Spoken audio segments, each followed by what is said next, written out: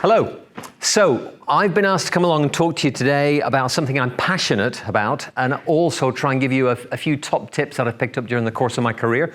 When thinking about this, I realized that I've been, to a degree, inspired by various people during my life. A lot of them were fictional to begin with, but then some of them turned into the more historic. So what I'd like to share with you over the next 5 minutes or so are a number of quotes that I've picked up that actually help me frame the way the world works. And I've put them together in a sort of rough order.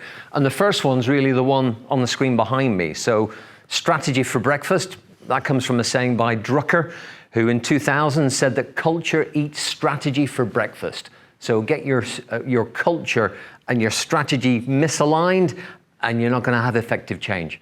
And it's quite nice. It's sort of very, very visual image. You can imagine this Pac-Man, yum, yum, yum, yum, yum, yum, sort of eating up what you're trying to do, the change initiative, the improvement. So it got me thinking about ways we could potentially take this forward. Why is this important? Well, McKinsey produced a report about 18 months ago, and in it they said that between 75 and 90% of change initiatives in organization fail.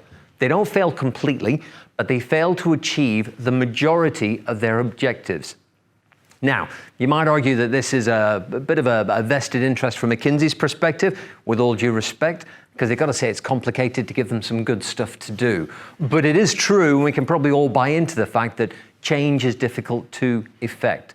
And the first of my quotes is one of my personal favorites, and it's actually from my children's reading books. So here is Edward Bear coming down the stairs, bump, bump, bump on the back of his head behind Christopher Robin. It is, as far as he knows, the only way of coming down the stairs, but sometimes he feels that there really should be another way. If only he could stop bumping for a moment to think about it. Now, how many of us actually buy into that? So we're too busy doing the day job again and again and again to be able to do things differently. Well, there's another great quote, and there's no source for this one. If you only do what you've always done, you'll always get what you've always had. So, there's a good impetus for why we should change, but it's about how we dress it and how we potentially move it forward. But my daughter Emily was quite pleased that I took a picture of the front of one of her favorite books from when she was little. So strategy. Strategies provide us with direction, right? Strategies provide us with a bit of a recipe. We play buzzword bingo with MBAs. They'll say that strategy is vision, it's purpose, it's a time frame, it's long term. Well, strategies change, and there's a great saying from Deming, it's not necessary to change, survival isn't mandatory. So, put yourself in the guise of Blockbusters, who decided that their one strategy, which was to sell videos, was the way it was going to work with all their franchisees. It turns out, in the era of streaming, they were perhaps a little bit misguided. Unfortunately, various high street stores are suffering from this as well. They've been sticking to a very successful recipe for about 150 years, the past 150 years. But for the future, it has to change. Shopping malls in America, some of the ones in the outer town areas are now desolate. Why? Well, because of the rise in online ordering. But there are solutions, there is some hope. There's a Blockbuster store in Northwest America that's doing a great service, because what it realizes is that yes, it hires videos, but it also provides expertise. So, we live in the service millennium, and that really creates some opportunities. Next one I wanted to share with you goes from a philosophy text. And this is from a chap called Auguste Comte, who I really think was an operations management professor, because he said the ability to predict provides the ability to control. So, that's where we do the good stuff that we talk about in universities. We use data to inform decision making. We turn data into information. We ideally turn information into knowledge. And if we're really lucky, we might be able to turn knowledge into wisdom and actually make these evidence-based decisions that we buy into. KPIs, key performance indicators. So in universities, we love to sell this, especially on our operations management courses. You set appropriate key performance indicators and, according to Kaplan, what gets measured gets done. That is true, but there are a few prerequisites. It relies on the key performance indicators being reasonable, being transparent, being bought into, and being smart. We talk about specific, measurable, achievable, relevant, and timely key performance indicators. The other thing that this quote inspires is the fact that sometimes you can have too many KPIs. and then you dilute the message. So some organizations will have 29 key performance indicators. That's too many. What do people do in that situation? They make up their own terms of reference. They'll decide which ones they're going to perform against, because that's all we can do. What's the magic number? 5 ± 7, apparently. Systems. So we come up with an idea, we put a strategy in place, we have the systems that are effective. Deming said this very well: a bad system will beat a good person every time. So imagine this.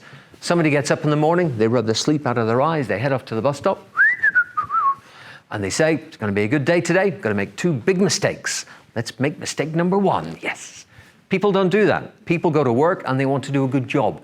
They want to make a contribution. What gets in the way are the systems that we have. It's the frustrations that we have to live with. So, we should bear this in mind when we're designing these things. Communication. So, John Cotter, brilliant speaker. He says that in any organization, senior executives believe, if anything, they over-communicate, because they say the same thing again and again and again. They go into a meeting and they say the strategy and they talk about the aim and the vision and the values and the mission, and they do it in every meeting they go to and every person they speak to, they reiterate this. But we go into an organization, we go down 3 levels, and people say, what change? We're just doing the same job we've done for the past 10 years. Nothing's different. And that means that message isn't getting there. So, we need to continue to communicate. Putting this very nicely, Churchill, controversial character, but he put this really well. When the eagles are silent, the parrots begin to chatter. That one usually gets the attention of chief executive officers. So they like being given permission to be able to be eagles. And it's a bit of, it's a bit of visualization, but it means that they're responsible for communicating out. And in the absence of communication, guess what we do? We create our own communication, or the grapevine, which, as we know, moves faster than any digital device on Earth at the moment. Improvement. I like this one from Theodore Roosevelt, one of the American presidents. Complaining about a problem without proposing a solution is called whining. And you hear that all the way through organizations, from the very top right down to the very bottom. So don't complain about it, come up with a solution. If people come to you complaining, ask them and recognize it as a coaching opportunity, where you can say, well, that's a very interesting point. How would you solve that problem? Or go away and come back with 2 alternates. See if you can come up with a solution yourself. Let's turn it into a mentoring conversation. That's a good way of working it. Because then what you're doing is actually getting people to think. Not only that, you're setting the expectation so that next time they don't just come and moan, they maybe think it through and you empower them. And that can be incredibly liberating. Improvement. Phil Crosby, hero of mine from when I first started off in industry. The book on the left, which you can just about make out, Quality is Free, I was given when I started in my first company, because the quality manager believes that getting it right shouldn't cost us anything. We should be doing it anyway. Crosby's, one of his many ideas, one of his big thoughts was that actually people in an organization are a reflection. And for those of us who are lucky enough to go into many organizations, you walk around, you see people, you can tell a lot from whether they look you in the eye, the pace that they're walking, how busy they appear to be. Do they engage with you? Do they actually have a conversation? Because what they'll be doing is reflecting what they perceive senior management want to see. And that can tell you an awful lot.